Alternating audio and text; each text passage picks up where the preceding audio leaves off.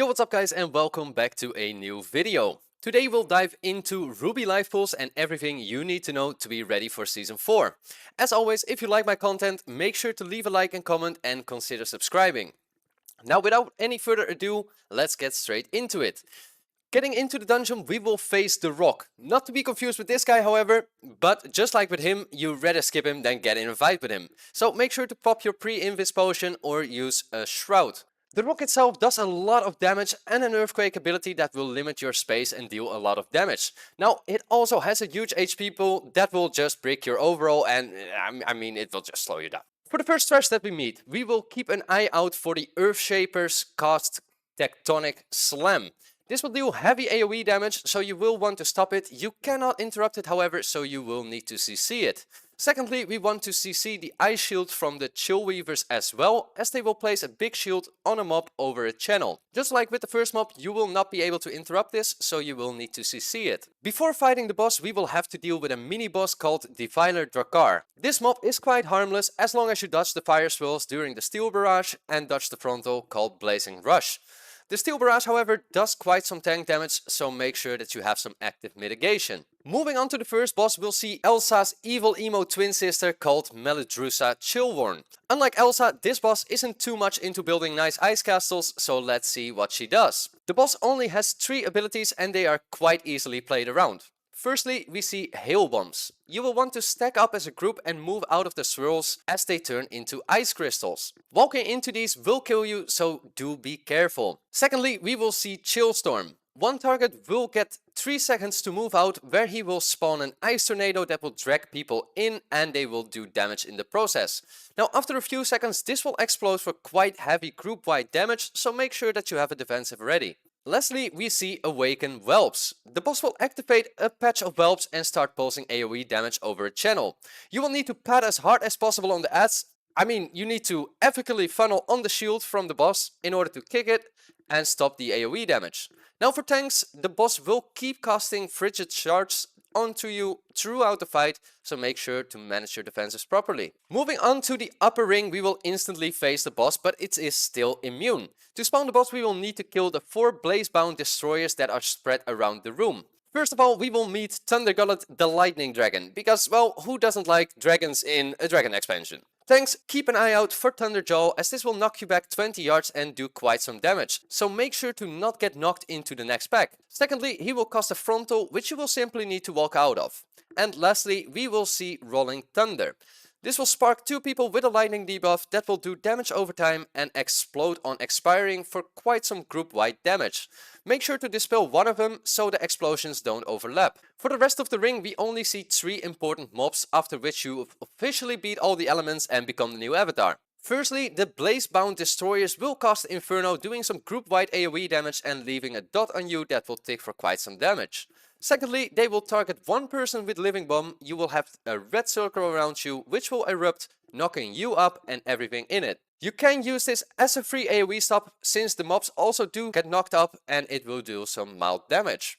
When the Blazebound Destroyer dies, it will start detonating and you will need to move out of the big red circle in order to not die. Secondly, we will see the Cinder Reavers. These will keep casting Cinder Bolts, which you will just need to simply interrupt. Secondly, they will cast Flame Dance. Make sure to stop this channel with CC, as it will do massive group-wide damage if not stopped. And lastly, we will see Flamehead. You will usually skip this mob as it has the most creative name ever, but it will also keep pulsing big AoE damage while it is below 50% HP, which will gradually ramp up. When you have killed the 4 Blazebound destroyers, you will face Kokia Blazehoof. This boss is pretty simple, with only 3 mechanics to take note of. Kokia will start off with a Ritual of Blaze Binding, and this will spawn a big red fire circle underneath a player, which will spawn an ad. This ad will use 2 casts, one of them being Inferno. Inferno is an uninterruptible AoE hit that will leave a dot on every of the players that get hit.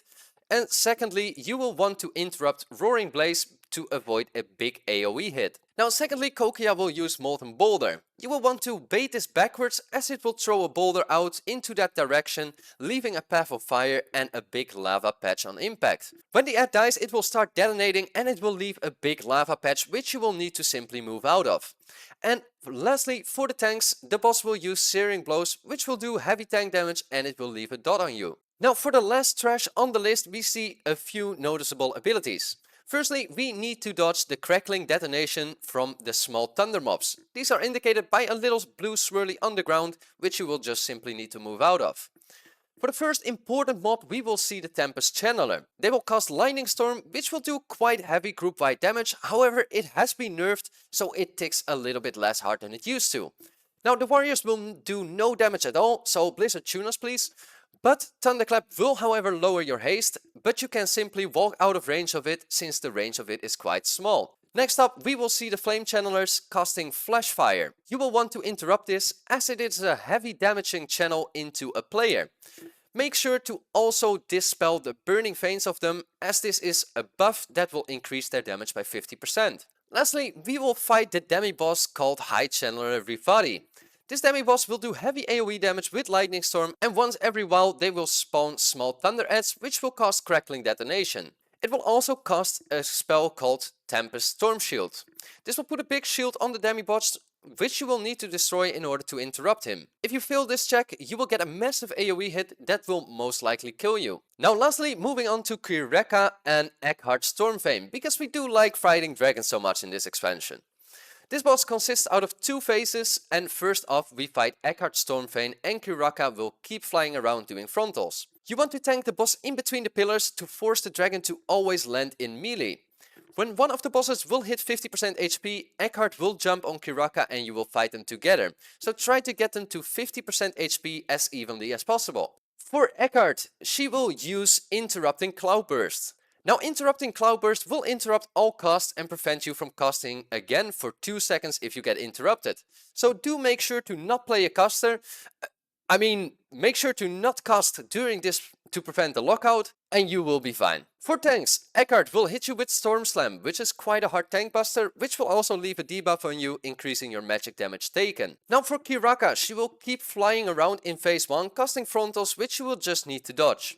Secondly, Kyrakka will also focus some players with Flame Spit, making them have a circle around them, which will deal some damage over time and then leaving a fire patch on the ground. Now getting hit by either the fire patch or the frontal will give you another circle, which will then again leave another fire patch. So make sure to dodge everything Kyrakka does. Once every while, winds of change from the scorpions will happen and this will blow over the platform, moving all the fire patches in the direction the wind blows. This is a predetermined rotation, which I will leave a weak aura for in the comments down below to know where you have to drop your flame patches in order to optimize the room space. In phase 2, you will see all the abilities we have already seen in phase 1 and it will basically become a race against the clock since the damage is quite heavy.